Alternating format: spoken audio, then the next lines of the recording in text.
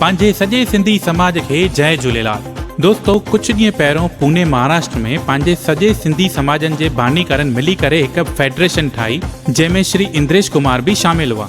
दोस्तों, तव्हां सभिनि खे ॿुधाईंदे ॾाढी ख़ुशी थी थिए त पंहिंजे सिंधी समाज में हिकु वॾी फेडरेशन खुली रही आहे। जी हाँ दोस्तों, जंहिंजो नालो आहे विश्व Sindhi Hindu federation of association, जंहिंमें पंहिंजे सिंधी समाज जा वॾा वॾा बानीकार जुड़िया आहिनि। दोस्तों, Vishwa Sindhi Hindu federation of association जो एजेंडा आहे unity among all association of the world, Sindhi academies in all states, Sindhi universities, Sindhi TV channels, साल में 2 भेरा सिंधी हॉलीडेज, सिंधी झांकी at Delhi on 26 January, promoting civil service for Sindhi youth, promoting politics for Sindhi youth, yearly AGM for federation, monthly Zoom meeting at levels, rights of Sindhis outside countries, Jhulelal temple, Sindhu Bhavan in state at Delhi, doctor Gurmukh Jagwani, doctor Raju Manwani, doctor Pitambar Peter Dalwani, Shri Pawan Sindhi, Shri Kishore Parwani,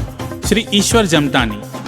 दोस्तों, तव्हां जेतिरो थी सघे एतिरो इहो video फैलायो, छो त असांखे तव्हांजे सपोर्ट जी ज़रूरत आहे। तव्हां हिन स्क्रीन ते नंबर ॾिसी था सघो, जंहिंखे बि असां सां जुड़िणो आहे उहो नंबर ते कॉन्टेक्ट करे ऐं असां खां जुड़े ऐं असांजी विश्व Sindhi Hindu federation of association में जुड़ो। जय झूलेलाल, बेड़ा ही पार, सदाई शाहूकार, जय हिंद।